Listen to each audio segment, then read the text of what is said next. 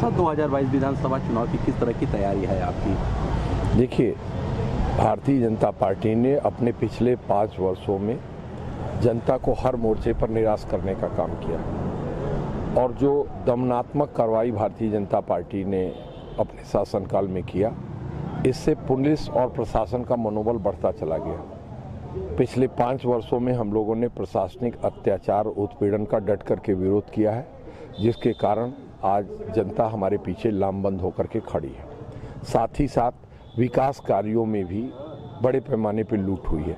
आप ग्रामीण क्षेत्र की जितनी भी सड़कों को आप देखेंगे वो जर्जर अवस्था में पड़ी हुई हैं, लेकिन मरम्मत के नाम पर कागजों में बड़े पैमाने पर पैसा निकाला गया। साथ ही साथ जब दमनात्मक कार्रवाइयों के लिए सत्ता का संरक्षण प्रशासन को प्राप्त हुआ तो पुलिस ने जनता को लूटने और खसोटने का कार्य किया। जनता को ये भरोसा है कि नौतनवा विधानसभा में समाजवादी पार्टी के प्रत्याशी कुंवर कौशल सिंह और मुन्ना सिंह सदैव हम लोगों के रक्षक के रूप में तैयार हैं, इसलिए आज जनता हमारे साथ खड़ी है।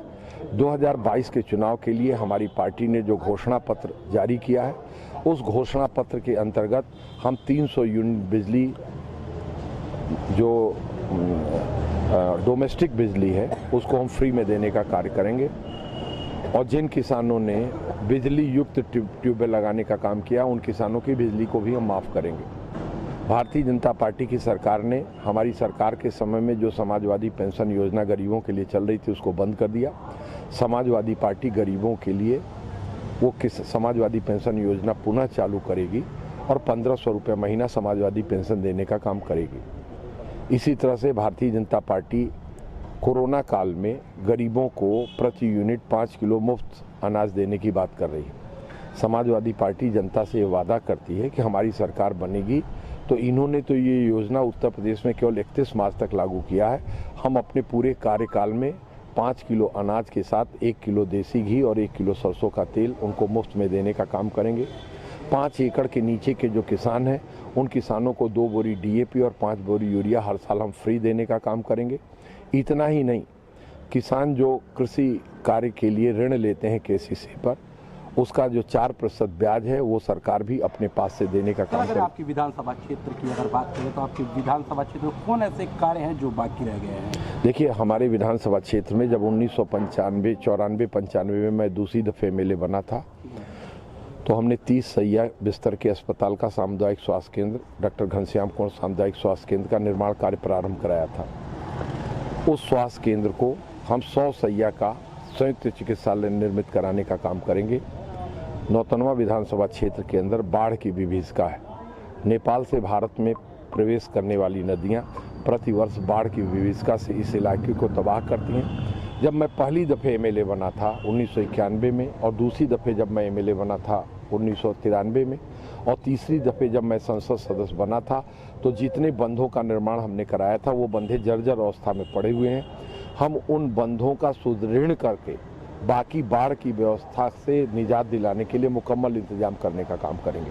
जी, यहाँ के बसपा नेता का कहना है कि अखिलेश यादव जी के 5 गुंडे हैं और आपके पास 5 गुंडे, उसी को लेकर आप लोग चुनाव लड़ रहे हैं। देखिए, जहाँ तक हमारे प्रतियोगी का ये सवाल है, वो बच्चा है, दोष उसका नहीं है। माँ बाप ने जैसे संस्कार दिए हैं वैसे ही उस बच्चे के संस्कार विकसित हुए।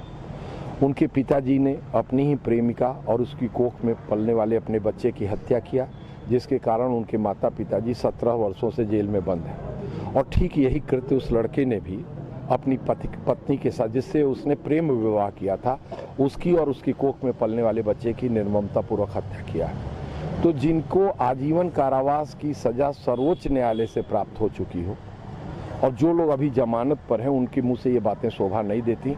अभी कल तक अखिलेश यादव जी के तलुए चाटने वाली इनकी बहनें हमारी समाजवादी पार्टी के कार्यालय में जाती रही हैं और ये स्वयं जाते रहे हैं। वो किस मुँह से अखिलेश यादव जी के ऊपर आरोप लगाने का काम करेंगे और कुंवर अखिलेश सिंह के ऊपर आरोप लगाने का काम करेंगे? हाँ, हमने गुंडई किया है इनके अन्याय और अत्याचार के विरुद्ध। इन्होंने नौतनवा में जितनी मकानें कब्जा किया था उसको हमने जनता से लुटवा करके खाली कराने का काम 1984 में ही किया था। इनके पिता ने कटका और गिरहिया में गरीबों की जो ज़मीन कब्जा किया था उसे मैंने गरीबों में बंटवाने का काम किया है। अगर ये गुंडई है तो इस गुंडई को हम बराबर करते रहेंगे। मुन्ना जी, अगर आप विधायक बनते हैं तो क्या कार्य करेंगे? नहीं, मैं कुंवर अखिलेश सिंह हूँ, मैं उनका बड़ा भाई हूँ। अगर मान लीजिए कि आप विधायक अगर सीट आपकी यहाँ आती है तो क्या लगता है क्या विकास कार्य रुका हुआ है और जिसको आप पूरा करेंगे? देखिए, हमारा परिवार वो परिवार है जिसने नौतनवा बाईपास पर 3 एकड़ जमीन दान दे करके 1995 में सामुदायिक स्वास्थ्य केंद्र का निर्माण कार्य प्रारंभ कराया। आज अगर उस जमीन की बाजारू कीमत का आप मूल्यांकन करेंगे तो 15 करोड़ में भी आपको वो जमीन प्राप्त नहीं होगी। उस अस्पताल को हम 100 शैय्या के अस्पताल में विकसित करेंगे ताकि भारत से नेपाल और नेपाल से भारत आने वाले पर्यटकों को भी उस सुविधा प्राप्त हो चिकित्सा की, और इस क्षेत्र के लोगों को भी चिकित्सा की सुविधा प्राप्त हो। नंबर 1 है चिकित्सा के क्षेत्र। और शिक्षा के क्षेत्र में डॉक्टर राम मनोहर लोहिया महाविद्यालय का शिलान्यास माननीय मुलायम सिंह यादव जी ने प्रारंभ किया था और आज डॉक्टर राम मनोहर लोहिया महाविद्यालय अपना मूर्त रूप ले चुका है। हम वहाँ तकनीकी शिक्षा के लिए भी आगे प्रयास करेंगे कि तकनीकी शिक्षा के लिए हमारे बच्चों को बाहर न जाना पड़े। इसके लिए कंप्यूटर इंजीनियरिंग, बीटेक से लेके बीसीए से लेके इस सारी शिक्षा का हम प्रबंध करेंगे। पूर्व में हमने इसी नौतनवा गोरखपुर सोनौली हाईवे पर संपतिया में ITI का निर्माण कराया, 132 kV के पावर स्टेशन का निर्माण कराने का काम किया। तो चाहे बिजली का क्षेत्र हो, चाहे सिंचाई का क्षेत्र हो, चाहे बाढ़ का क्षेत्र हो, चाहे शिक्षा का क्षेत्र हो, चाहे स्वास्थ्य का क्षेत्र हो, हर क्षेत्र में हमने बुनियादी परिवर्तन की दिशा में कदम उठाया।